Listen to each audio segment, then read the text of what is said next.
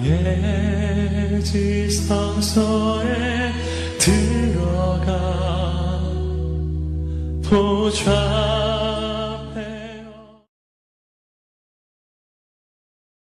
네, 은혜로운 찬양 감사드립니다. 언제나 주님만 찬양하는 삶이 저와 여러분의 삶이 되기를 주님의 이름으로 간절히 축원드립니다. 우리 귀한 말씀 나누기 전에 우리 옆에 있는 성도들 바라보며 고백하며 인사합니다. 함께해서 행복합니다. 우리 옆 사람 보면서 함께해서 행복합니다. 할렐루야. 여러분 모두 함께해서 행복한 사람들이 되시길 바랍니다. 언제나 여러분이 곁에 있어서 저도 행복하고 또 제가 있어 여러분도 행복하기를 간절히 바랍니다. 오늘 일어나라라고 하는 이 영적 주제를 가지고 잠시 말씀을 나누기를 원합니다. 오늘 본문 안에서 우리는 한 사람을 만납니다. 이 사람의 이름이 뭔지 알 길이 없어요. 또 정확히 나이가 어떻게 되는지도 우리가 알 길이 없습니다. 또 어느 집안의 사람인지도 알 길이 없어요. 그러나 우리가 분명하게 한 가지 아는 것 사실은 이 사람은 무려 38년 동안 질병으로 인해서 고통 가운데 살아온 그런 사람이다라고 하는 그런 사실이에요. 여러분, 김병에 효자 없다라고 하는 말이 있는데 무려 38년 동안 질병으로 누워서 고통 가운데 살아왔으니 이 사람의 삶의 자리가 어떠했을까라고 하는 것은 우리가 충분히 상상할 수 있으리라 생각이 듭니다. 오늘 이 38년 된 이 병자의 삶의 자리로 우리가 잠시 들어가 보길 원합니다. 오늘 이 38년 된 병자가 오늘 성경 말씀에 보게 되니까 베데스다 목가에 자리하고 있었다. 이렇게 성서는 기록하고 있습니다. 예루살렘에 있는 양문견 히브리 말로 베데스다라 하는 못이 있는데 거기 행각 5이 있었다. 이렇게 성서는 기록하고 있습니다. 여기서 이 베데스다라고 하는 바로 이곳이 어떤 곳일까라고 하는 거예요. 우리가 흔히 생각하기에 연못을 생각할 수도 있어요. 베데스다 연못, 깨구리가 있고 꽃이 있고 뭐 이런 그런 연못을 상상할 수도 있는데 이 베데스다는 그런 곳이 아니고요. 일종의 물 저장소였습니다. 당시에 물 저장소.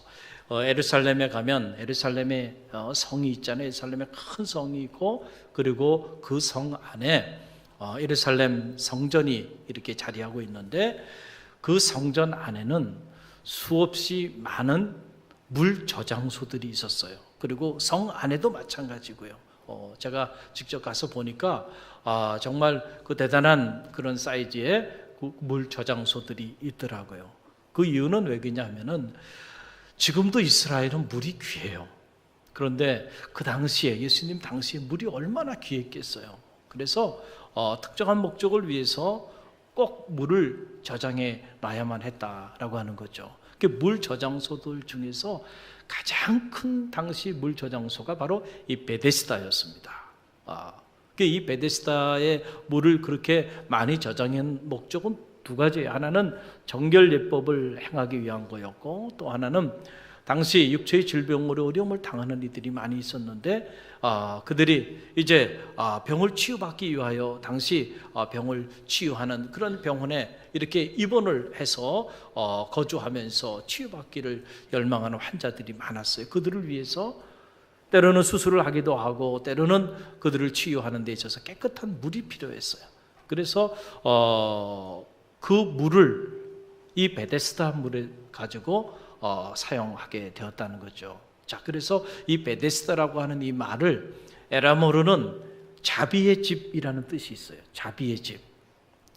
왜냐하면 이 베데스다라고 하는 이곳에 와서 사람들이 육체의 질병으로 고통받는 이들이 치유함을 얻을 수 있는 물을 구할 수 있는 곳이었기 때문에 이 베데스다는 자비의 집이라고 하는 그런 뜻을 가지고 있는 거예요. 그런데 여기서 이 자비라고 하는 것은 기독교 전통이 말하는 자비가 아니에요. 다시 말하면 하나님의 자비, 그 자비가 이 베데스다에 임하는 것이 아니란 얘기예요. 우리가 이 요한복음 5장 오늘의 본문을 읽을 때마다 우리 안에 좀 갈등이 오고 이해가 되지 않는 부분들이 여기 안에 자리하는 게 사실이에요. 오늘 이 베데스다의 치유 전통은 기독교 전통에 근거한 치유 전통이 아니란 얘기예요. 이것은 바로 그리스 로마 신화에 근거한 치유 전통에 관한 말씀이 오늘 본문에 이렇게 가로로 해가지고 이렇게 자리하고 있는 것인데, 자, 무슨 얘기냐 하면은 이런 얘기예요. 당시 이 베데스다에 하나의 큰 동상이 있었는데 그 동상이 에스클리피우스라고 하는 동상이 있었는데 그 동상은 그리스 로마의 약의 신이고 의술의 신의 동상인 거예요. 그러니까 그리스 로마의 약의 신, 의술의 신이 누구냐면 에스클리피우스라고 하는 그런 사람인데, 그 사람이 큰 지팡이를 하나 이렇게 들고 있어요. 그런데 그 지팡이 보면 그 지팡이에 뱀이 이렇게 둥글둥글둥글 뺑뺑뺑뺑 돌아가면서 뱀이 감겨 있는 지팡이에요. 여러분, 이 지팡이 요즘도 우리가 볼 수 있어요. 어디 가면 봐요? 병원에 가면 있습니다. 병원에 가서 보면은 자세히 보세요. 병원에 가면은 그 지팡이가 있고 지팡이에 뱀들이 이렇게 감겨 있는 그런 지팡이 모습 여러분 보셨죠? 그게 바로 그리스 로마의 의술의 신인 에스클리피우스의 그 지팡이에요. 이 베데스다 이 물 저장소에 그 그리스 로마의 의술의 신의 동상이 있고, 사람들이 그곳으로 나아가면 그 의술의 신의 도움을 받아서 취함을 얻을 거라고 하는 그런 환상을 가지고 사람들이 구름대처럼 모여들게 되었다는 거예요, 당시에. 그래서 오늘 성경 가로 안에 이렇게 들어간 말씀에 보게 되면 천사가 내려와서 물을 이렇게 흔들게 되는데, 그때 가장 먼저 들어간 사람이 어떤 병에 걸렸든지 간에 취함을 받을 거다라고 하는 그런 주장이 기록이 되어 있는데, 여기서 이 천사는 하나님의 천사가 아니고요, 천사라고 하는 말을 헬라어로는 앙겔로스라고 말하는데, 이 앙겔로스라고 하는 말은 보냄을 받은 자, 메신저라고 하는 말이에요. 그러니까 그냥 천사로 글자 그대로 그냥 번역을 했을 뿐이에요. 그 의미로 들어가 보면 여기 등장하는 이 앙겔로스는 바로 에스클리피우스를 말하는 거죠. 제우스의 보냄을 받은 자, 의술의 신, 약의 신, 누구요? 바로 에스클리피우스를 말하는 거예요. 그래서 그가 와서 물을 이렇게 흔들게 되면 그때에 물가로 나아가는 자가 치유함을 받게 된다라고 하는 그런 베데스다의 치유 전통입니다. 그러니까 여러분 한번 생각을 해보세요. 지금 이것이 어디에 있냐면 예루살렘 성 안에 있고, 예루살렘 성전 옆에 이 베데스다가 자리하고 있는데, 이 베데스다에서 하나님의 거룩하신 성전, 하나님 안에서 우리는 육체의 취함을 받을 수도 있고 영혼의 취함을 받을 수도 있고, 하나님 안에서 우리의 영혼이 구속함을 받을 수가 있는데, 그 하나님의 성전 옆에서 사람들이 하나님께로 나가지 아니하고 어디로 구름대처럼 몰려들었다는 거예요. 지금 베데스다로 몰려들었어요. 그 베데스다에서 그리스 로마의 의술의 신의 자비를 구하기 위하여 사람들이 구름대처럼 모여들었고, 그 중에 오늘 본문에 등장하고 있는 38년 된 이 병자도 그 자리에 있었다는 거예요. 그러니 당시에 주님께서 이런 사람들의 그 모습을 바라보면서 주님의 마음이 어떠했을까? 여러분들 한번 상상을 해보시라라고 하는 사실이에요. 저는 이 말씀을 읽고 또 읽으면서 제 안에 뿌리칠 수 없는 생각 중에 하나는 바로 뭐냐면, 이 말씀을 읽고 또 읽어보면 오늘 이 예루살렘 성전 옆에 베데스다로 질병을 치유받기 위해서 구름대처럼 모여드는 이 사람들, 그리고 특별히 38년 된 이 환자의 모습을 보면서 오늘 우리의 모습을 보는 것 같은 그런 느낌을 지울 수가 없습니다. 공통점이 너무 많다는 거예요. 첫째는 어떤 공통점이 있냐면은 아프다는 겁니다. 여러분, 38년 된 이 병자나 오늘 우리나 다 아파요. 아프지 않은 사람이 있나요? 몸이 아프거나 마음이 아프거나 아니면 영원히 다 아프다니까요. 질병 가운데 오늘 우리가 살아가고 있어요. 여러분, 우리가 오늘 생각하기에 젊은 사람들은 그 청춘만으로 눈부실 정도로 화려한 삶을 사니까 아프지 않을 것 같지만, 그러나 20대 젊은 청춘들에게 물어보세요. 아프지 않냐고. 그러면 아프다고 말할 거예요. 그래서 아프니까 청춘이지 라고 하는 책이 베스트셀러가 된 이유가 거기는 공감을 한다는 거예요. 그래, 오늘 20대 우리도 다 아파. 몸이 아프지 않으면 마음이 아프고, 마음이 아프지 않으면 우리 영원히 질병 가운데, 고통 가운데 방황하고 있다는 거예요. 자식은 자식대로 아프고요, 부모는 또 부모대로 아픔이 있습니다. 그런 면에서 보면 우리는 다 치유가 필요한 사람들이죠. 할렐루야. 그 사람들은 치유받기 위하여, 이걸 우리가 힐링이라고 말을 하잖아요. 치유받기 위하여, 힐링. 이 아픔의 고통으로부터 자유롭기 위하여. 가만히 보면 오늘 우리 시대에 또 다른 차원의 이 베데스다의 신화들을 만들어서 우리가 그곳으로 가면 우리 아픔의 문제가 해결될 줄 알고 구름대처럼 사람들이 모여들고 있다는 거죠. 망령되고 허탄한 신화를 벗어버리고 어제 경건에 이르기를 연습하라 말씀해 주셨는데, 심지어 믿음의 길을 걸어가는 우리들조차도 어떤 경우에는 이 성전 옆에 이 베데스다를 향하여 또 다른 이런저런 신화들을 만들고 그 신화들로 우리에게 삶의 문제를 해결하기 위하여 그렇게 우리가 달려가고 있지는 않은지 우리가 한번 우리 자신을 점검해 봐야 할 것입니다. 또 하나 공통점은 이거예요. 38년 된 이 병자나 우리 모두는 다 고독하다는 거예요. 여러분 외롭죠? 네. 우린 다 고독하다니까요. 한번 생각해 보세요. 이 38년 된 이 환자의 삶의 자리로 여러분 한번 들어가서 한번 보세요. 처음에는 이 38년 된 이 환자 곁에도 사랑하는 이들이 있었을 거예요. 그런데 질병이 점점 오래 가기 시작하니까 한 사람, 두 사람 그 곁을 다 떠나버린 거예요. 그래서 아무도 누구 하나 마음의 문을 열고 그에게 와서 말을 건네는 이도 없고 그를 도와주겠다는 사람도 없고요. 아무도 없어요. 이 38년 된 이 병자는 홀로 던져져 있었다. 고독하게 외롭게 던져져 있었다는 거예요. 물론 주변에 많은 사람들이 있었죠. 오늘 성경에도 보니까 수없이 많은 환자들이 그 베데스다 목가에 구름대처럼 모여 있었고, 아마도 그들을 도와주는 가족들과 친구들과 사랑하는 이들이 거기 함께 있었으니까 얼마나 많은 사람들이 주변에 있었겠어요. 그러나 그 수많은 사람들 속에서도 이 38년 된 이 병자는 고독했어요. 왜냐하면 누구도 그를 진정으로 마음의 문을 열고 도와줄 사람이 없었기 때문에 외로웠다는 얘기예요.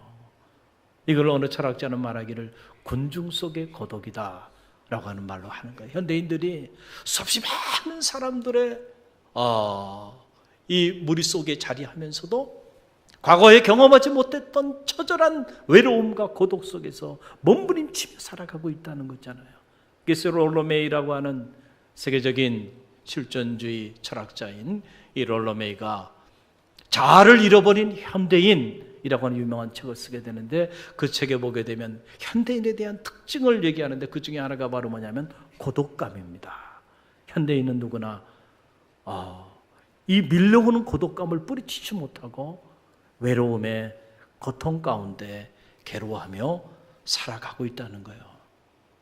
여러분, 문화가 발달하고 문명이 발달하고 그래서 사회가 점점 고도로 이렇게 분화되면 우리의 삶이 그만큼 점점 더 행복해져야 되는데 현실은 그래요? 그렇지 않아요? 우리의 내면의 삶의 자리 안으로 들어가 보면 과거보다 우리가 더 행복하다고 말할 수가 없어요. 점점 더 불행해져가는 우리의 삶의 모습을 보게 되는 거죠. 공동체들이 사라지기 시작합니다.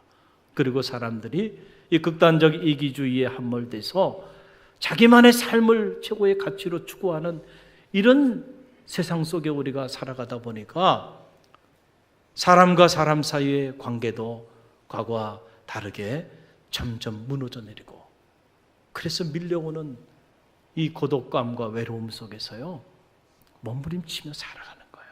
여러분 보세요.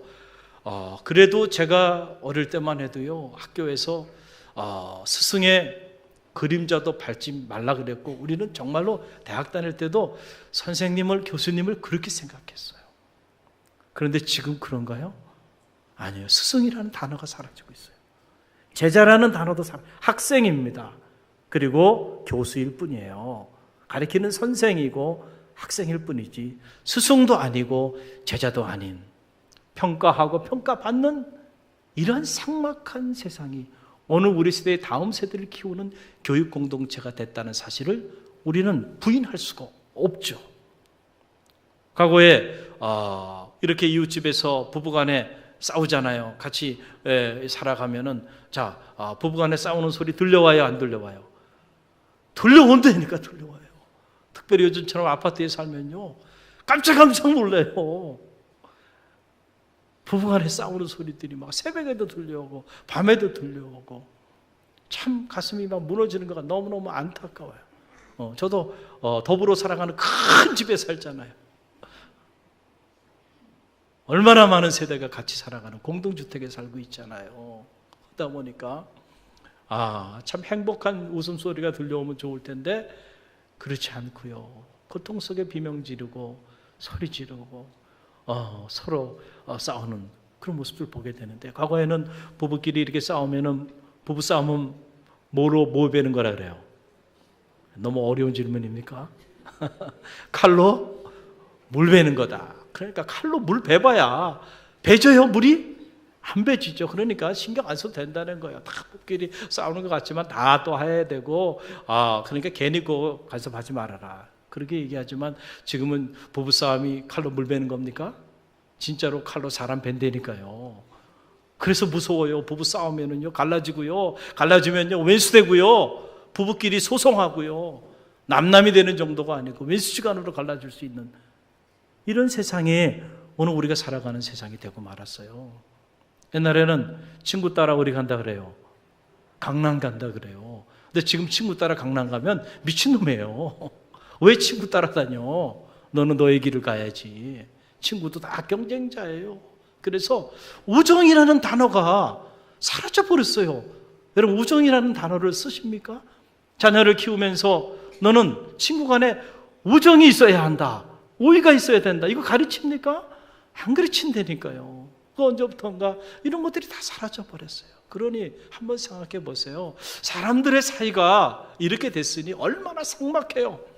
겉으로 보면 함께 머물러 있는 것 같지만 속에는 다 경쟁자고, 정말로 내 마음을 열어서 그 사람의 아픔 때문에 내가 목 놓아 울어줄 사람도 없고, 나를 위하여 누군가가 마음의 문을 열고 통곡하며 나의 아픔 때문에 울어줄 사람도 없는 이런 삭막한 삶의 상황 속에 오늘 우리가 살아가고 있잖아요.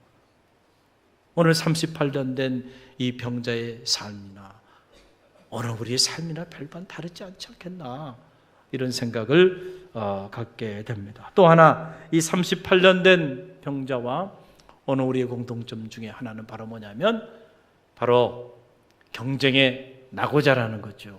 경쟁의 낙오자, 승자만이 살아남는 승자 독식의 이런 사회 속에서 어떻게 보면은 우리도 낙오자고, 또 오늘 본문에 등장하고 있는 이 38년 된 이 병자도 오늘 말씀을 자세히 읽어보면 경쟁의 낙오자임을 알게 돼요.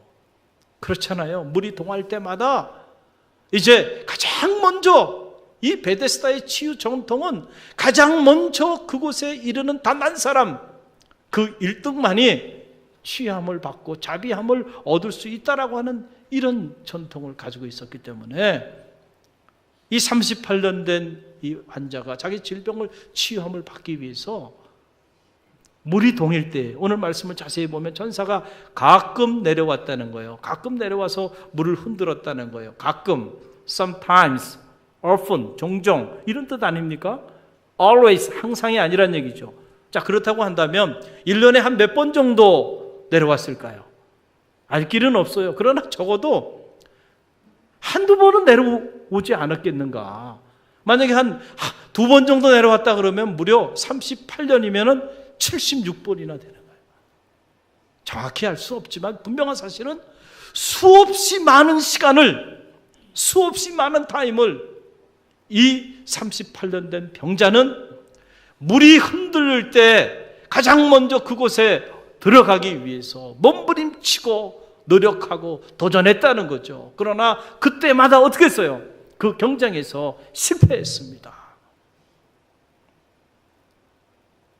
경쟁의 낙오자로.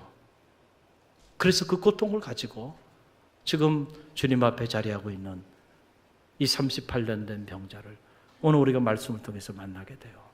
오늘 저와 여러분은 어떻습니까? 목사님, 저는 늘 승자입니다. 저는 경쟁에서 한 번도 져본 적이 없어요. 늘 저는 모든 경쟁에 요즘 말하면 1등급이었습니다. 0.1% 안에, 0.3% 안에 드는 사람이었습니다. 그렇게 말할 사람이 이 자리에 있나요? 저도 아니고요, 여러분도 아니에요. 어떻게 보면 우리는 다 이 치열한 경쟁사회 속에서 어떻게 보면은 낙오자들이에요. 승자는 한 사람밖에 없는 거예요. 그 한 사람 외에 나머지는 다 뭐예요? 다 낙오자는 거예요. 낙오자. 오늘 우리가 살아가는 세상도 이 베데스다 신화가 우리에게 던져주는 그러한 삶의 자리와 별반 다르지 않다는 거죠. 그래서 우리가 자녀를 키울 때도 보면 이 경쟁에 살아남기 위하여 어떤 경쟁이든 경쟁하면 반드시 이기도록 그렇게 우리가 가르치잖아요. 세상도 가르치고 사회도 가르치고 부모도 그거를 가르치는 거예요. 그게 늘 경쟁의 노예로 살아가는 거예요. 그런데 그 경쟁에는 한 사람만이 승자가 되고 나머지는 다 뭐가 된다고요? 루저가 되는 거예요. 루저가 되는 거예요. 그래서 이 아바의 노래 중에 The Winner Takes It All이라고 하는 노래가 있어요. 승자만이 모든 것을 다 가져. 모든 것을 다 가져. 이긴 자만이 모든 것을 다 가져. 이게 나중에 뮤지컬로도 나왔었죠. 가진 자만이, 승자만이 모든 것을 다 갖는 이런 승자 독식의 사회 속에서 여러분, 우리 모두는 사실은 다 경쟁의 낙오자로 그 아픔을 가지고 살아가고 있는 것이죠. 그런데 여러분 보세요. 오늘 놀라운 사실은 뭐냐면은, 오늘 왜 이 메시지가 이곳에 기록되어 있냐면은 바로 이겁니다. 아프고 고독하고 외롭고 경쟁의 낙오자로 그렇게 자리하고 있는 이 38년 된 이 병자를 주님이 찾아오셨다는 거예요. 할렐루야. 여기에 복음이 있습니다. 주님이 찾아오셨다는 거예요. 누구도 그를 거들떠보지 않았습니다. 누구도 그에게 관심을 갖지 않았어요. 누구도 그에게 말을 건네는 이가 없었고, 누구도 그를 도와주고자 하는 자들이 없었는데, 이 38년 된 이 병자에게 주님이 찾아오셨다는 거예요. 여러분, 복음은 여기서부터 시작되는 거예요. 이것이 은혜입니다. 찾아오셨어요. 그리고 주님께서 그에게 말을 건넵니다. 내가 낫고자 하느냐.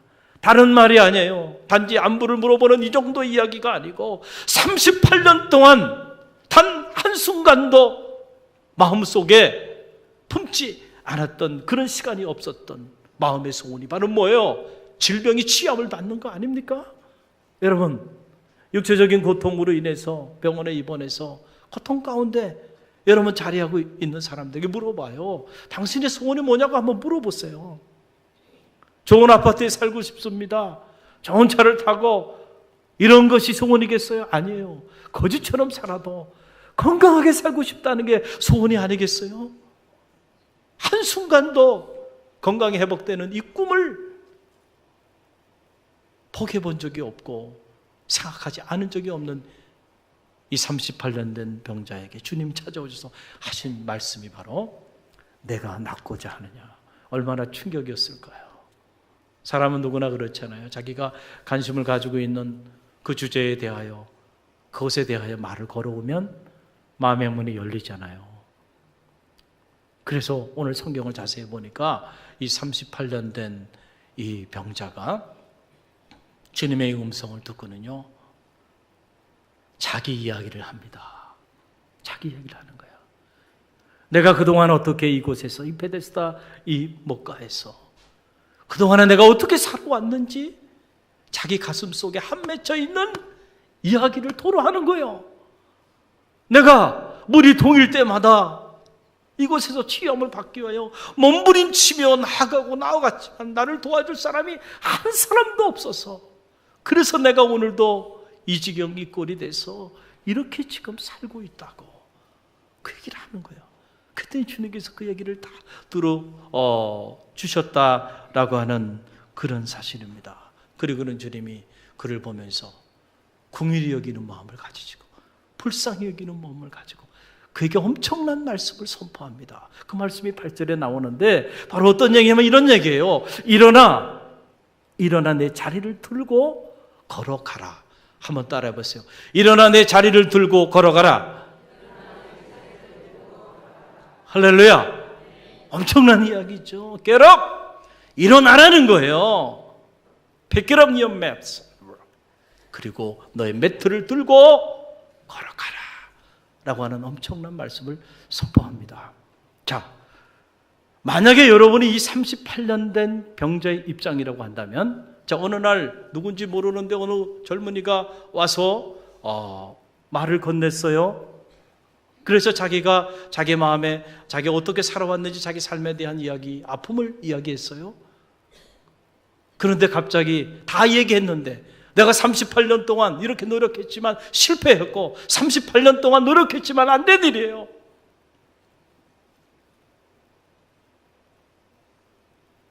그런데 일어나 자리를 들고 가라고 얘기하면 여러분 그냥 바로 그 자리에서 일어나서 자리를 들고 가겠습니까? 이것도 쉬운 일은 아니에요. 38년 동안 여러분이 노력했지만 안 된 일입니다. 실패한 일이에요. 어떤 사람들이 그랬잖아요. 목사님, 해봤어요. 해봤습니다. 우리가 한두 번 해본 게 아니에요. 우리가 수없이 해봤는데 안 된 일입니다. 그런데 그걸 또 하라 그러면은 여러분 하겠어요? 쉽지 않은 일이잖아요. 내가 안 해본 일이면 가능성이 있다고 생각하기 때문에 해보지만 수없이 내가 해온 일인데 실패한 일들이에요. 그러니 38년 된 이 병자의 입장에서는 아마 마음에 이런 마음이 있지 않았겠는가. 자기가 자기 속에 있는 이야기를 토로한 이유가 뭐였을까. 만약에 당신이 나에게 관심을 갖고 나를 좀 도와줄 의향이 있다고 한다면 이제 그 천사가 내려와서 물을 흔들 때가 있을 텐데 그때까지 좀 같이 머물러 있다가 나를 좀 도와주면 좋겠다. 아마도 그런 마음이 이 환자 안에는 자리 잡고 있을 수는 있었을 거예요. 그러나 자리에서 그냥 일어나 내 자리를 들고 걸어가라. 이건 기대도 하지 않았던 그런 메시지 아니었겠어요. 그리고 그 일이 정말 내가 일어난다고 일어나치는 것이 아니잖아요. 그런데 놀라운 사실은요.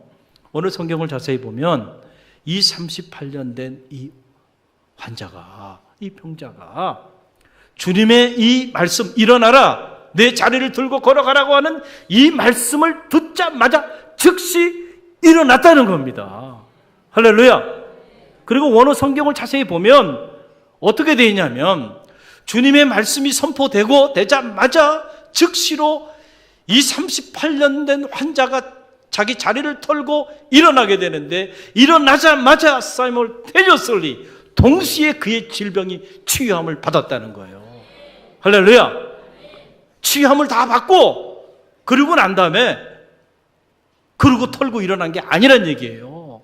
말씀이 선포되자 즉시로 그가 자리를 털고 일어나게 되고 일어날 때 동시에 그의 질병이 38년 동안 그의 삶을 고통 가운데 밀어넣었던 이 절망스러웠던 삶의 문제가 해결함을 받는 역사가 나타나게 됐다는 사실이에요. 할렐루야. 저는 이 말씀을 묵상하면서 놀라운 충격이 오는 거예요. 어떻게 이런 순종이 가능할까? 어떻게 이런 순종이 가능했을까? 추측해보면 이런 거죠. 아무도 찾아오는 이가 없었고, 아무도 관심을 가져주는 이가 없고, 아무도 말을 거는 이가 없는데 어느 날 주님께서 찾아오셔서 그의 마음의 소원을 터치한 거 아닙니까? 내가 낳고자 하느냐? 그리고는 자기의 이야기를 들어주기 시작하는 거예요, 주님이. 여러분, 우리는 누구나 자기의 아픔, 자기의 그 고통의 문제에 대해서 누군가가 진심으로 들어주는 그 리스너, 누군가가 내 이야기를 들어주기를 열망하잖아요. 그리고 정말로 진심으로 내 이야기를 들어주며 아파하는 사람이 있다고 한다면 그 사람에 대해 마음의 문이 열리죠. 주님께서 그렇게 이의 아픔의 이야기들을 다 마음의 문을 열고 들어준 거 아니겠어요? 그를 궁일이 여기신 주님께서 그의 말을 한 귀로 듣고 한 귀로 흘렀겠냐 말이에요. 그 과정 속에서 아마도 이 38년 된 환자의 내면의 변화가 일어나기 시작한 거예요. 알 수 없는 마음의 변화가 일어나기 시작하면서 바로 그 주님께서 일어나 내 자리를 들고 걸어가라 라고 말씀하셨을 때 도저히 이분의 이 말씀을 뿌리칠 수 없는 뭔가를 느낀 거죠. 그래서 그가 자리를 박차고 일어나 버렸어요. 그랬더니 동시에 그의 질병이 치유되어지는 역사가 동시에 일어났다는 거예요. 할렐루야. 할렐루야. 오늘 이것이 복음입니다. 이것이 복음이에요. 이제는 더 이상 우리가 베데스다를 향하여 나아가지 않아도 된다니까요. 더 이상 경쟁의 노예로 살지 않아도 되는 새로운 길이 열린 거예요. 할렐루야. 더 이상 아프지 않아도, 더 이상 홀로 고독하게 외로움 속에 눈물을 흘리며 살지 않아도, 더 이상 경쟁의 낙오자로 살지 않아도 되는 그런 인생의 새로운 길이 열린 거예요. 그 길을 누가 열어주셨어요? 주님이 열어주셨다니까요. 이게 복음이에요. 그 주님께서 우리에게 내가 곧 길이요 진리요 생명이라고 말씀하여 주셨잖아요. 그런데도 불구하고 때때로 우리는 길을 위해서 여전히 길을 찾고 있는 이런 안타까운 삶의 자리 가운데 놓여 있을 때가 우리 가운데 있다니까요. 주님을 우리의 삶의 진정한 구세주로 우리가 정말로 믿고 받아들인다고 한다면 주님 안에서 우리의 살 길을 찾게 될 줄로 믿습니다. 그런데 많은 이들이 아직도 하나님 성전 곁에서 주님을 구주로 믿는다고 하면서도 실제적으로는 또 다른 차원의 이 베데스다의 신하들을 만들어 놓고 그곳으로 달려가야, 그곳에서 경쟁에 1등을 해야 살 길이 열린다고 생각하고 여전히 주님을 외면한 채 베데스다로 그렇게 달려가고 있다는 거예요. 우리 갈릴리 교회 성도들은 이제는 베데스다가 아니라 주님께로 나아가는 성도들이 되시길 바랍니다. 주님이 말씀을 선포하시면 38년 동안 실패했던 일이라도 오늘 주님께서 그 일을 다시 행하신다고 한다면 우리가 그 말씀에 의지하여 다시 일어설 수 있는 그런 성도들이 되시길 바랍니다. 그런 사람들이 오늘 새로운 인생의 길로 우리 가운데 오신 그 주님 안에서 취함을 받는 새로운 삶이 시작되어지는 놀라운 기적을 체험하게 될 줄로 믿습니다. 오늘 이 아침에도 주님께서는 저와 여러분에게 찾아오셨어요. 그리고 여러분에게 묻습니다. 내가 낳고자 하느냐? 일어나 내 자리를 들고 걸어가라. 여러분, 주님 말씀 의지하여 순종하며 일어나는 성도들이 되시길 바랍니다. 우리 1년 중에 요즘이 가장 일기가 좋은 그런 계절이죠. 저는 이런 계절이 올 때마다 잠자는 게 아까워요. 잠자는 게 아까워. 너무너무 아름다운 계절이죠. 덥지도 않고 춥지도 않고 그냥 이 공기 자체가 너무너무 행복한 그런 마음을 우리 안에게 선사해 주고 있잖아요. 이 아름다운 계절, 하나님이 갈릴리 교회를 사랑하셔서 축의 갈릴리 영성 집회를 허락하시고 예수님의 능력으로 행복합시다. 할렐루야. 행복을 잃어버린 사람들이 있어요. 주님의 능력으로 회복하시기를 바랍니다. 우리 최병현 목사님 오셔서 이제 7번의 말씀을 선포할 거예요. 오늘 저녁부터 시작이 되죠. 월요일 새벽, 월요일 저녁, 화요일 새벽, 화요일 저녁, 수요일 새벽, 수요일 저녁. 이렇게 7번의 성회가 이제 오늘 저녁부터 시작이 되는데, 여러분들이 사모하는 마음으로요, 말씀의 자리 앞에 나와보세요. 38년 동안 해결하지 못했던 문제도 해결되어지는 역사가 나타나게 될 줄로 믿습니다. 잃었던 가정의 행복이 회복될 줄로 믿습니다. 여러분의 삶의 행복이 회복되어지는 은혜가 나리워질 줄로 믿습니다. 우리 함께 기도합니다.